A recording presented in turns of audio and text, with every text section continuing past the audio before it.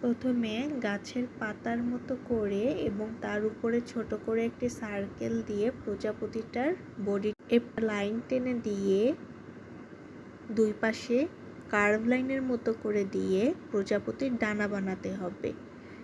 তারপরে ওর উইংসগুলো ডবল করে দিতে হবে এবং মাঝে ইচ্ছে মতো করে ডিজাইন দেওয়া যেতে পারে। এখানে ওভাল শেপের ডিজাইন দেওয়া হয়েছে। ওভাল শেপের ডিজাইনগুলোর পরে স্কেচ করার জন্য এখানে নেওয়া হয়েছে navy blue colour, sky blue colour, dark pink colour এবং ডার্ক গ্রিন এবং লাইট গ্রিন কালার। এগুলো ইচ্ছে মতো নেওয়া যাবে।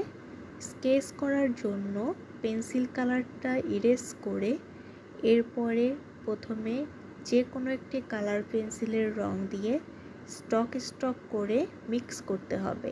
এখানে পছন্দ মতো রং মিক্স করা যেতে পারে। উইংসে এক একটা ডিজাইনে এক একটা কালার দিয়ে মিক্স করা হয়েছে, খেয়াল করলে বুঝতে পারবে। কালারগুলো নিজের ইচ্ছে মতো ব্যবহার করা যাবে, এতে কোনো সমস্যা হবে না।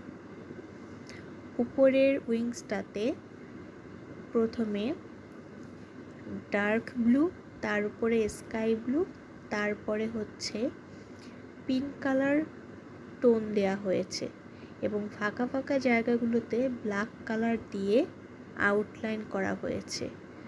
ব্ল্যাক কালারের মাঝে হালকা একটু সাদা জায়গা রাখা হয়েছে ফোকাসের জন্য।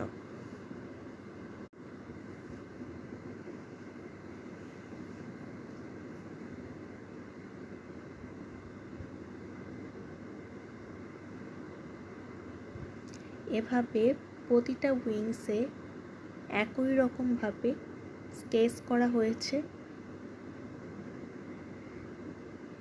তারপরে ব্ল্যাক কালার পেন্সিল দিয়ে প্রতিটা ডিজাইন আউটলাইন করে দেয়া হয়েছে।